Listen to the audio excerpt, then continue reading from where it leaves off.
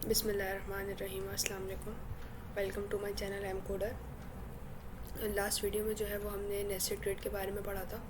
इस वीडियो के अंदर मैंने आपसे कहा था कि अब जो कमिंग वीडियोस होगी इसमें मैं आपको ग्रिड जो है वो एक लास्ट वीडियो होगी और हम उसमें ग्रिड के जो मज़ीद प्रॉपर्टीज़ या वैल्यूज़ हैं हम उसको डिस्कस करेंगे। तो ये वीडियो इसीलिए मैंने एक फ़ाइल क्रिएट कर ली autofit.html के नाम से। ऑटोफिट क्या है मैं थोड़ी देर में बताऊंगी।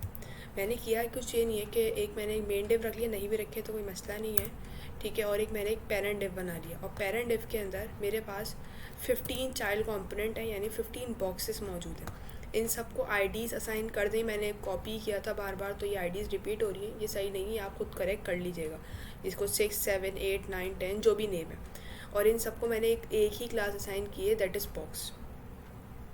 इस CSS पर आते हैं। CSS में मैंने भी कुछ भी नहीं लिखा, मैंने लिखा पेरेंट डिफ की डिस्प्ले को कर दो ग्रिड, गैप कर दो 20 पिक्सल, आपकी मर्ज़ी से ज़्यादा भी देना चाहिए। अब जो बात समझने वाली है हमें वो समझनी है। मैं आपको इसमें 3 तरह की वैल्यूज़ होती हैं। एक होती है ऑटो फिट, एक होती है ऑटो फिल, एक होता है मिन मैक्स फंक्शन, और एक मैंने पहले भी बताया होगा रिपीट के नाम से। अगर नहीं बताया तो मैं इसको दोबारा से बता दूँगी। तो इसे समझते हैं। पहले देख लेते हैं कि लेआउट दिख कैसा रहा है। कुछ भी नहीं, मैंने कोई CSS लिखी भी नहीं है, तो जैसे जैसे हमने टेक्स्ट लिखे थे वो वैसे का वैसे ही आ गया। तो करते हैं, इसको करते हैं थोड़ी CSS देते हैं पहले। जो डॉट बॉक्स क्लास है इसको हम बैकग्राउंड कलर दे देते हैं, क्या दें बैकग्राउंड कलर कर देते हैं येलो, कलर कर देते हैं ब्लैक, ठीक है, ताकि टेक्स्ट कलर दिख जाए। इसको पैडिंग दे देते हैं 20 पिक्सल की, इसको बॉर्डर दे देते हैं 2 पिक्सल सॉलिड ब्लैक, ठीक है। अभी स्टाइलिंग पे फोकस नहीं करेंगे, इस प्रॉपर्टी को समझेंगे। तो ये कुछ इस तरह की दिख रही है, ये बहुत ज़्यादा कलर चुभ रहा है तो इसको हटा कर इसको हम कर देते हैं लाइट ब्लू।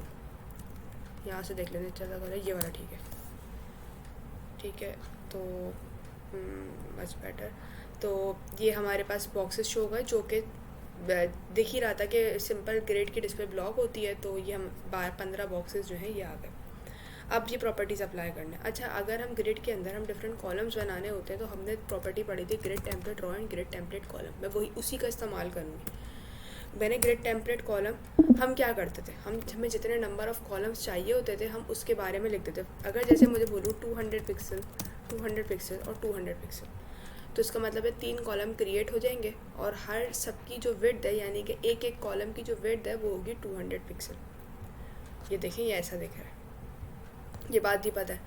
अगर मैं इसको इसकी जगह ऐसे लिख दूँ 1FR 1FR 1FR, इसका मतलब है कि तीनों बिट्स तीनों कॉलम की इक्वल फ्रैक्शन में डिवाइड हो जाएंगे। ये कुछ इस तरह के देख रहे हैं, पूरे स्क्रीन को कवर कर लेंगे, तो ये भी ठीक है। इसी ही चीज़ को मैं एक और तरीके से लिख सकती हूँ। मैं इसको कमेंट आउट करती हूँ जस्ट फॉर अ वाइल, तो मैं इसको करती हूँ grid template columns repeat 3 columns चाहिए। पहला पैरामीटर होता है कितने नंबर ऑफ़ कॉलम्स रिक्वायर्ड है, यानी नंबर ऑफ़ कॉलम्स रिक्वायर्ड, और सेकंड होता है आपको उनकी वेट कितनी चाहिए। आप यहाँ पिक्सल में भी दे सकते हैं, आप REM में भी दे सकते हैं, आप EM में भी दे सकते हैं, आप FR में भी दे सकते हैं, लेकिन मोस्ट कॉमन यूनिट हमारा क्या है, 2 पिक्सल ही होता है। तो अगर मैं यहाँ पे 200 पिक्सल लिख दूँ तो इसका मतलब है कि 3 कॉलम क्रिएट होंगे और उनकी वेट कितनी होगी, 200 पिक्सल। देख लेते हैं ये ऐसा दिख रहा है। तो आई होप कि ये रिपीट फंक्शन जो है ये आपको क्लियर होगा। अब इसी रिपीट के अंदर हमारे पास एक वैल्यू होती है ऑटो फिट या ऑटो फिल, ठीक है।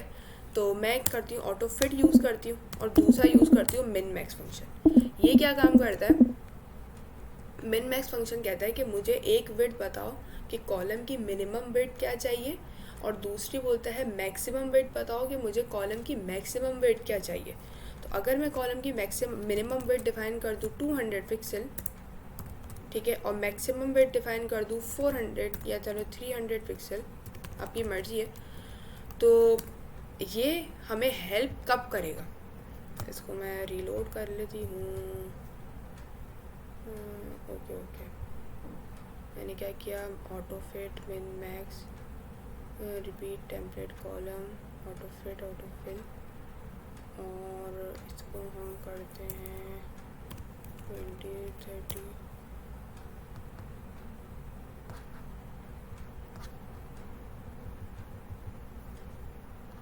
I don't know what's wrong.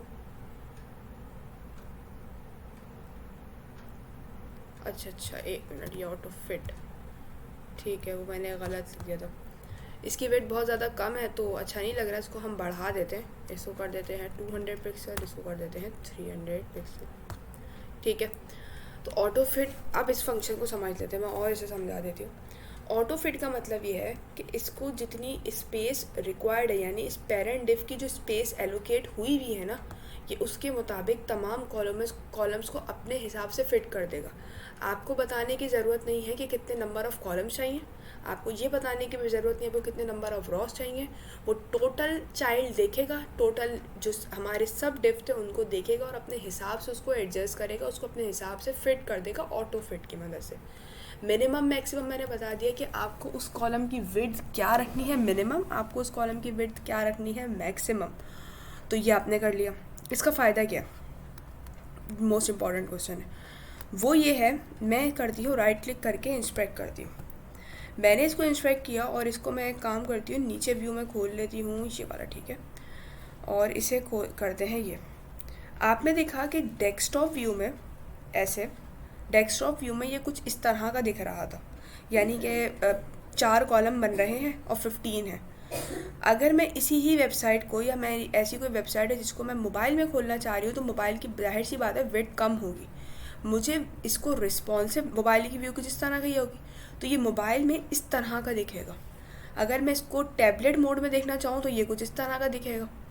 अगर मैं इसको किसी और डिवाइस में देखना चाहूँ तो ये मुझे अपनी स्क्रीन के हिसाब से विदाउट यूजिंग मीडिया क्यूरी ये एडजस्ट कर लेगा, ठीक है।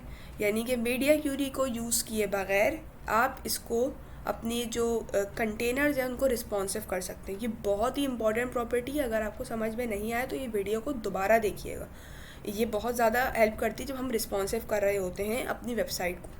इसको मैं जैसे यहाँ पे स्पेस आ गया तो और भी प्रॉपर्टीज़ होती है, जस्टिफाई कंटेंट सेंटर कर दूँ तो सेंटर में अलाइन हो जाएगा, लेकिन ये बात अभी समझाने की नहीं है, जो मुझे समझानी थी वो मैं समझा चुकी। इसी तरह की एक और प्रॉपर्टी भी होती है ऑटो फिल कर लें। इन दोनों में सिर्फ एक ही डिफरेंस है, वो है ग्रिड लाइंस का, तो वर्किंग बिल्कुल ही सेम ही है इनकी। ये देख लें, जैसे जैसे नीचे जाएगा ये अपने आप को एडजस्ट कर लेगा। फ़र्क क्या है इन दोनों में, वो ये है कि मैं दिखा देती हूँ, लेआउट पे गए और इसको टिक कर दें। अच्छा जी, एक मिनट, अब आप ये देखें कि ये यहाँ पर, एक मिनट, इसका व्यू चेंज करते हैं, इसको दोबारा से ले आते हैं इसी के हिस्से में, ठीक है। ये आप देख सकते हैं कि इधर यहाँ पे जो ग्रिड लाइंस शो कर रहा है वो ये कर रहा है कि इसे जितनी कंटेनर की वेट थी उतना ही दिखा रहे हैं, ये -1 यहाँ ख़त्म हो गया ये सब। अब आगे बढ़ाते जाएँ तो ये बढ़ता जाएगा, लेकिन ऑटो फिट जो होता है वो ये रहा, तो ये क्या करता है, अलग से स्पेस ले रहा होता है, यानी कि इस यहाँ पे तो ग्रिड लाइंस ख़त्म हो गए ना, ये आगे भी ग्रिड लाइंस लेता है। तो दोनों का तक वर्किंग सेम ही है और हमने वर्किंग पर ही फोकस करना है, ना कि उसकी इंटरनल स्ट्रक्चर के ऊपर कि वो कैसे वर्क करी है और क्यों करी है। हमें पता चल जाए कि इसका इस्तेमाल कहाँ होता है। तो मैंने आपको ऑटो फिल बताया, मिन मैक्स बताया, रिपीट बताया। आने वाली वीडियोस में जो है अब हम बात करेंगे फ्लेक्सबॉक्स की, और ग्रिड का एक प्रोजेक्ट इसी ऑटो मिन और ऑटो फिल के मदद से बना लेंगे और सारी प्रॉपर्टीज़ को यूज़ कर लेंगे। कुछ इमेजेस का या कुछ ब्लॉग टाइप का पेज बनाने की कोशिश करेंगे। सो आई होप कि आपको यहाँ तक क्लियर होगा। कोई मसला होगा तो आप मुझसे कमेंट करके ज़रूर पूछ सकते हैं। और जब आप काम करेंगे, या हो सकता है जब हम प्रोजेक्ट बना रहे हो तो कोई ऐसी प्रॉपर्टी है जो मैंने नहीं पढ़ाई होगी तो मैं उसको प्रोजेक्ट में भी कवर कर दूँगी, लेकिन ये मैक्सिमम है। अगर ये सब समझ आ जाएंगी तो ग्रिड सिस्टम आप बहुत आसानी से यूज़ कर सकते हैं।